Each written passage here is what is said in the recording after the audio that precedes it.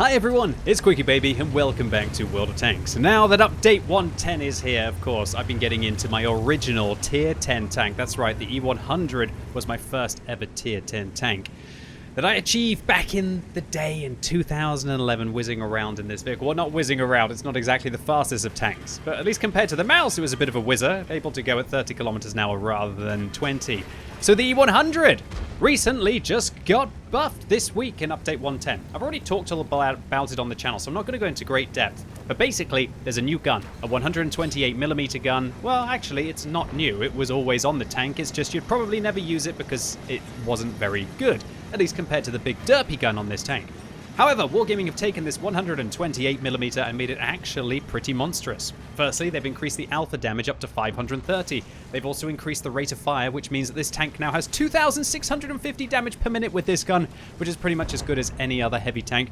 Only just a little bit low vehicles like the Super Conqueror. So that means that the E100 has now turned, if you choose to use the 128mm, into not the big alpha damage derp.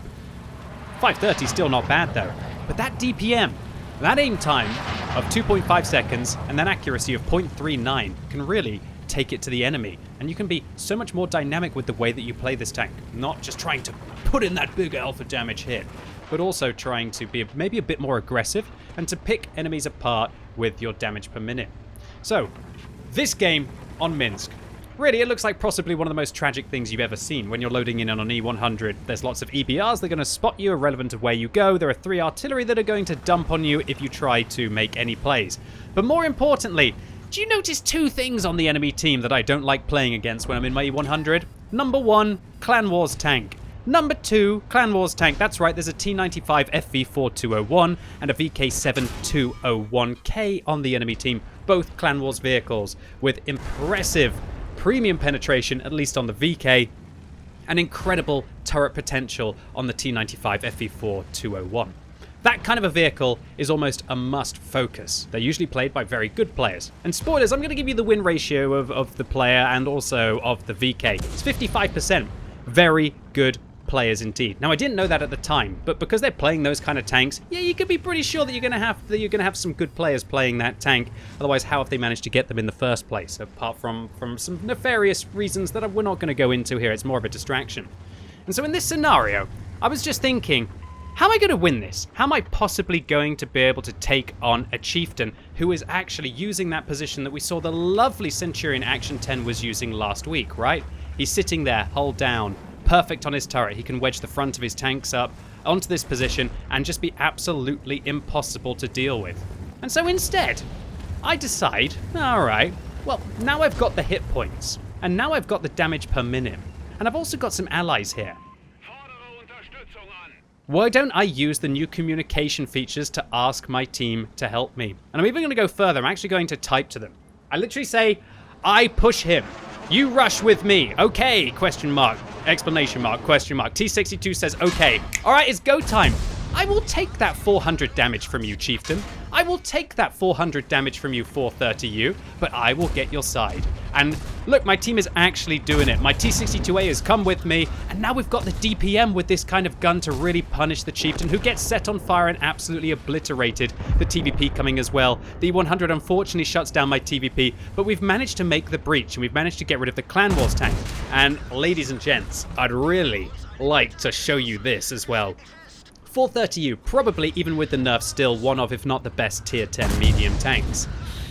However, E100 with the high DPM gun is now able to keep the tracks off this tank. And with the turret armor buffs, we're actually able to bounce off the front of the turret of this vehicle, even against heat, if we're using it well. So I'm going to go forwards. I'm going to give him a little bit of a love bump, you know, turn him to the side, make sure he can't get his frontal armor towards me.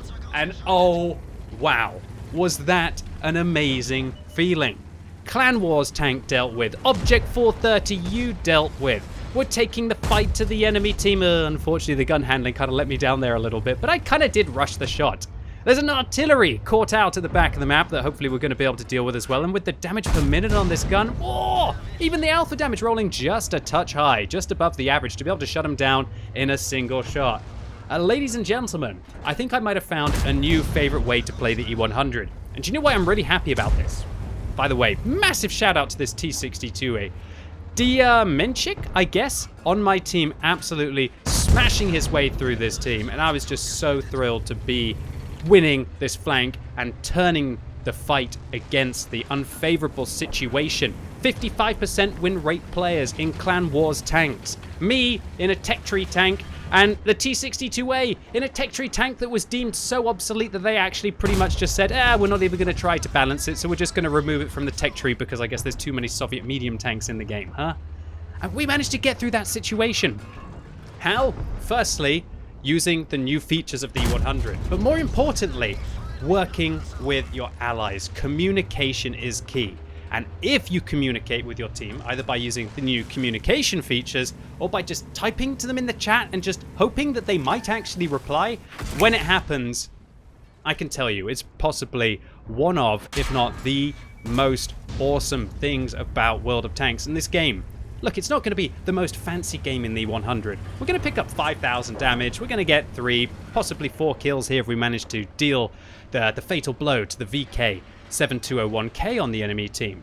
However, this was one of, if not my favorite games of the year, because it shows you that with good teamwork, good communication, you can turn tech tree tanks that people would probably not even... Whoa, where am I going down on the map there? Tech tree tanks that people would not even really consider to be the best vehicles in the game against the 55% win rate players in their Clan Wars tanks, and turning the game clearly in your favor. Now, after this game, I was just so happy about the teamwork and the result that I wanted to go and take a look at the win ratio of the players. I'm not going to reveal the names of the 2 players on the enemy team as they're both using the anonymizer. You're just going to have to trust that they had 55% wins in their Clan Wars vehicles. However, Diamenchik here with 47% wins in the T-62A ended up at the top of this team list because of their willingness to work with their allies, and together we were able to turn our far from overpowered vehicles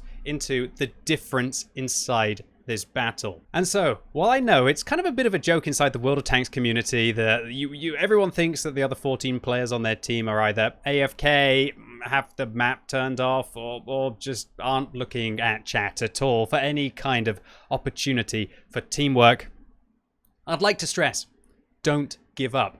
Just try, and if they reply, go for it. Because teamwork makes the dream work, ladies and gentlemen. And for me at least, somebody who's played far too many games of World of Tanks, I've got my ace tankers, I've got my big carries. For me, it's the little things in World of Tanks that really matter. And I truly love an underdog story. You all know that if you've been watching the channel for a few years. And so, Diamenchik, thank you so much for coming with me. Thank you for replying in the chat. And thank you for being a big part of what was one of my favorite games of the year. As I said, not the biggest result, but for me, just the outcome meant more than the numbers. Anyway, ladies and gents, boys and girls, that's it for me today. Hopefully you enjoyed this one, and if you did, give it a thumbs up, but if you hated it, give it a thumbs down. And yeah, just a reminder, don't give up on the chat.